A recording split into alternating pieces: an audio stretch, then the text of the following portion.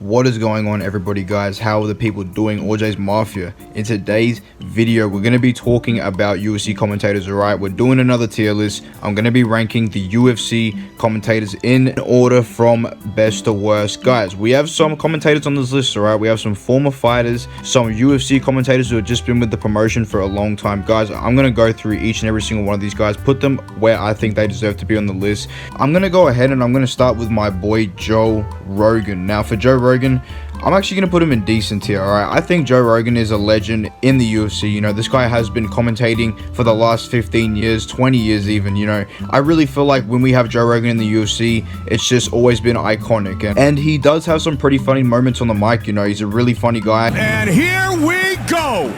Short black trunks for Jones, white trunks for Guzmão. Or black guy Jones, white guy Guzmão. That was said by Joe Rogan.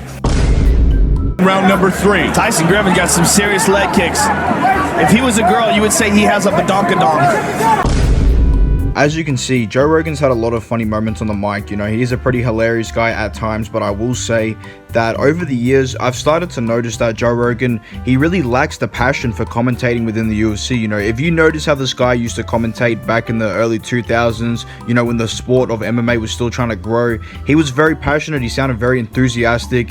But nowadays, like, he just could care less, and he doesn't, I don't know, unless there's a crazy reaction to, you know, something big that happened in the cage, he's not really offering that much. So I would put him higher on the list for how long he's been in the UFC and how iconic Joe Rogan is to the UFC. But I have to put him in kind of decent because I think he deserves to be kind of high on the list. But at the same time, you know, he's really just dropped a lot. You know, I feel like nowadays he's a little biased to certain fighters. Not only that, but like I said, you know, Joe Rogan doesn't have as much enthusiasm as he once did for the sport and passion, commitment. I just don't think Joe Rogan has that same passion for the game like he once did, you know, back in the early 2000s. But that's okay. He's still going to rank high on the list. Not the same commentator he once was, but you're going in kind of decent. But we move on to my boy Daniel Cormier. All right, now DC. Let me go ahead and put DC in great. Now, this is, you know, this is going to be a very controversial pick, but I honestly think Daniel Cormier is a great commentator. You know, he's a pretty funny guy, has that sense of humor that we all love. There's a reason the UFC have kept Daniel Cormier around on the commentary team for so many years. You know, DC's a really funny guy. He's a cool guy. You know, he can be very biased at times towards fellow teammates like Islam Makhachev, Khabib Nurmagomedov. We all know he has a bias towards certain fighters, but at the end of the day, like I said, he's very quick-witted on the mic. He's not an awkward guy. I really don't mind DC at the commentary table. You know, I feel like a lot of people get pissed off at him for no reason. He's not like a beta. Like I said, you know, I think DC does mess up on the mic at times. You know, he can make some crucial mistakes like any other commentator, but he has been commentating in the UFC for a very long time, and you can only be doing, you know, a lot of things right if the UFC want to keep you there for a long time. So I'm going to chuck him in great. You can let me down in the comments below where you think Daniel Cormier ranks on the tier list, but we're going to move on to an OG of the fight game. All right, we're talking about Mike Goldberg. Now, if you don't know who Mike Goldberg is, you know, you are crazy, fam. You know, this guy was the co-host of Joe Rogan on the commentary team in the early UFCs.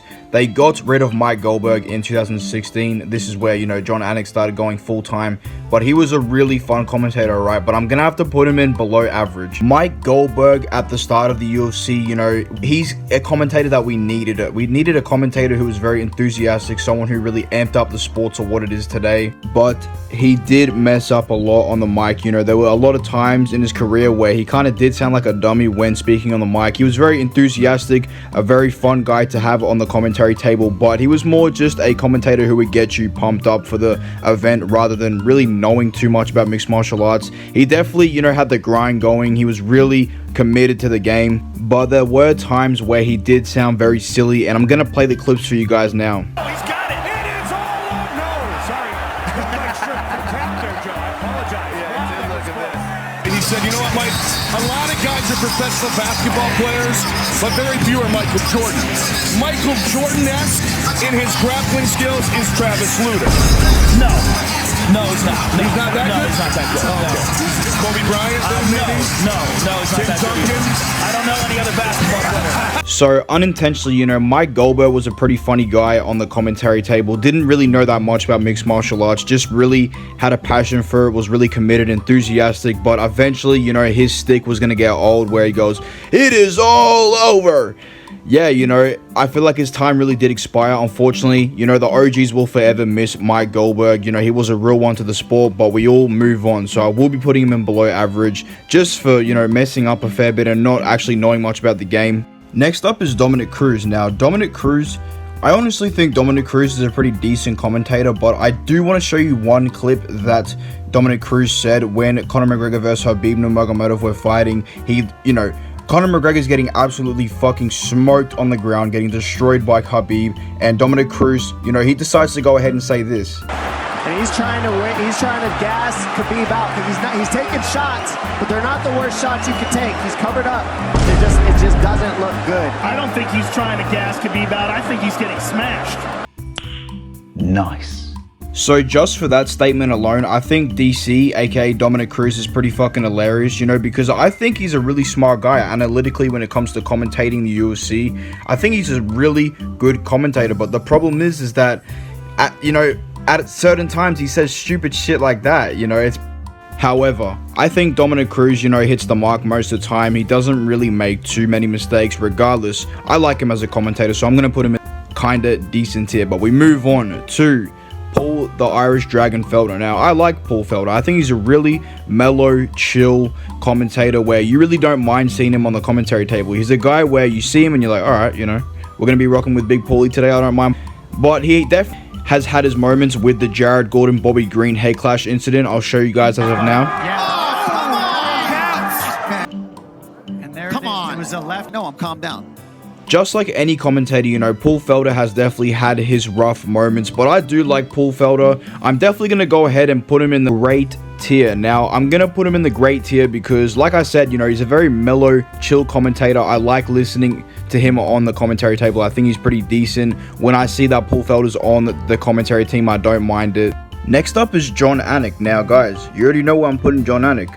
In the excellent tier. This guy is by far one of the best commentators in UFC history. Play-by-play UFC commentator. There's not much to say, man. He is absolutely amazing with it. He barely messes up, which is the key thing which separates him from Mike Goldberg. Jon Anik, you know, he always does have some pretty funny moments on the mic. I'm going to show you a very, very memorable clip that we all know. Both of these fighters have dealt with custody battles involving their children. Andre Ewell's son Eli.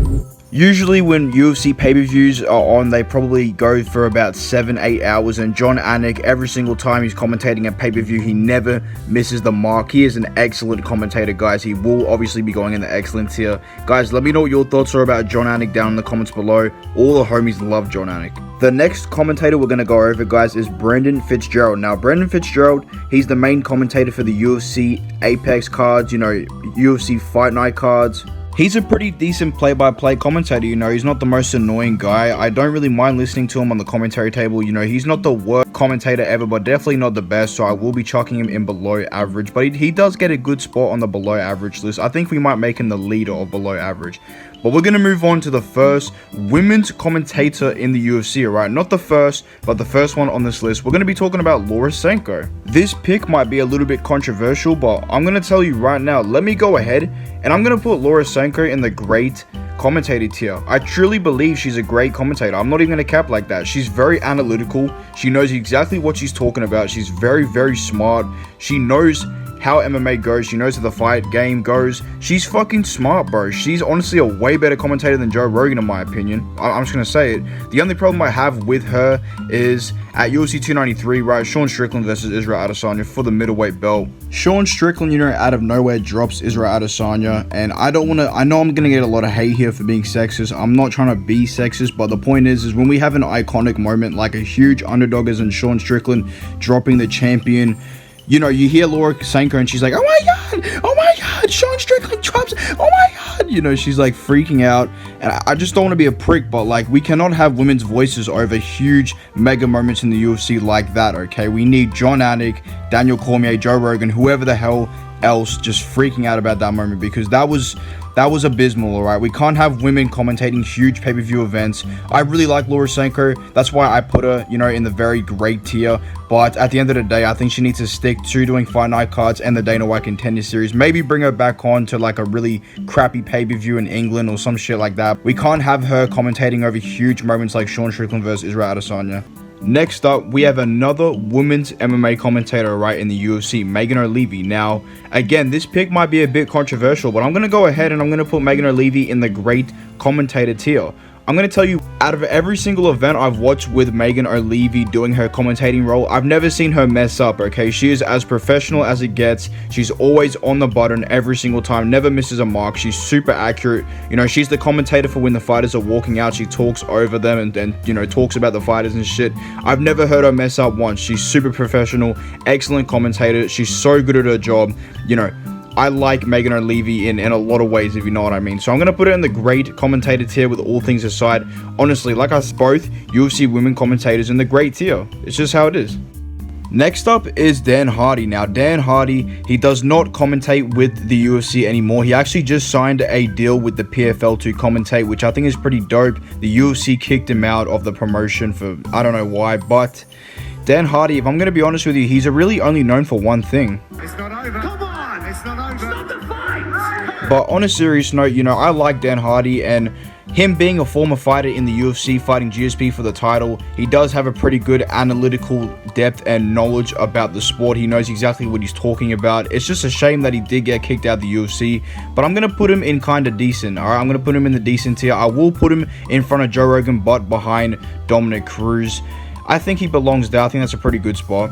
We move on to the second last commentator on this tier list, guys. His name is John Gooden. Now, if you know who John Gooden is the headline commentator for all the UK events for the UFC. You might have seen this guy around in the UK events.